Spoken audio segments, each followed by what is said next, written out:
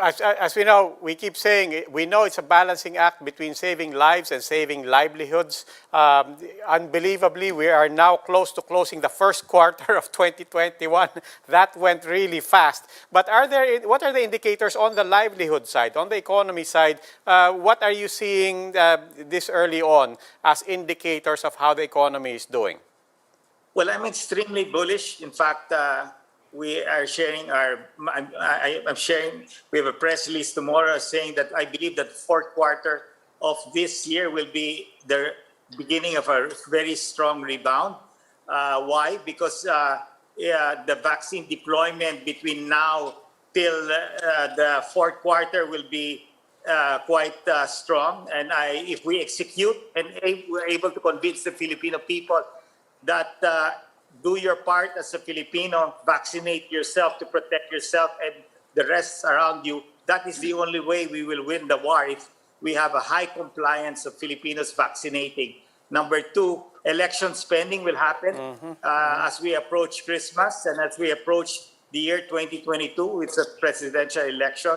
So plus the economic stimulus of that is going to be deployed from CREATE and of Bayanihan, that all of this coming together, plus, of course, bringing confidence, that these vaccines will protect us somehow, even with these variants. It may not give you 100% or total protection, but it will definitely protect you from being severely ill or even dying from it. So I think that alone in itself will allow people to start spending. Sir, how are you doing your business projections right now, based, of course, on the way the vaccines are coming in and on the continuing uncertainty as to the supply, and how right now really the IATF is on a, let's just say, push and pull or urong-sulong, when it comes to loosening or further restricting, How are you doing in terms of your business projections, your projections for the economy moving into the, let's just say already the second half of the year, how much catching up will you have to do when all this is over?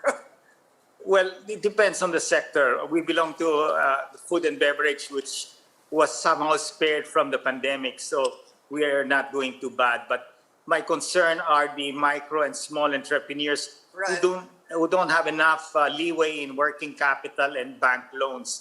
So and that is a challenge, and that's why it's very important that and the economic team has actually proposed the opening and move to GCQ. The president is a bit cautious. He wants to see more of these vaccines to be arriving. So I would think hopefully by May, they would really open up the economy much more to allow these entrepreneurs to really start hiring people and preparing for a strong fourth quarter, leading to a very strong 2022.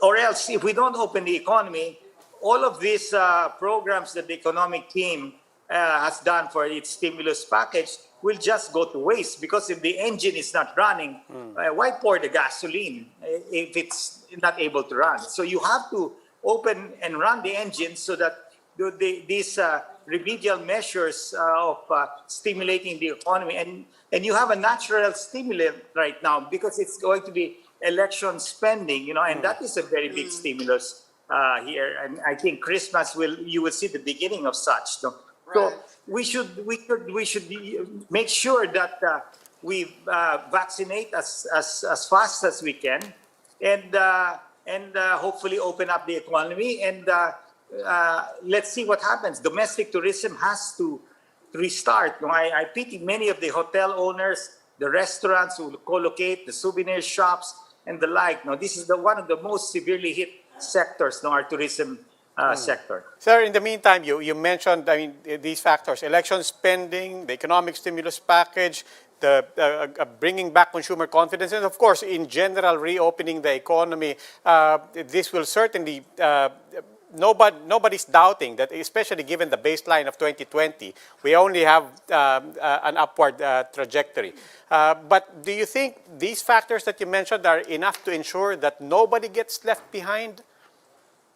Well, of course, there are going to be people who have and will be hurt and may not reopen their business. No, that's a fact. And I think what we're trying to do now is those by giving another chance. No, in this surge. No, whoever has will be able to borrow money, and if there will be more reason for them to argue with the microfinance institutions to give them a chance if the people who are lending will see that the economic outlook towards the later part of the year and especially next year will be much better. They will have better confidence in giving credit, not only banks but even suppliers as well. No, many of the entrepreneurs may be unable to pay fully their suppliers and they're extending their payment. But if the lenders will see that there is definitely a light at the end of the tunnel, then they will be more optimistic to lend them more money so that they will be able to be repaid. No?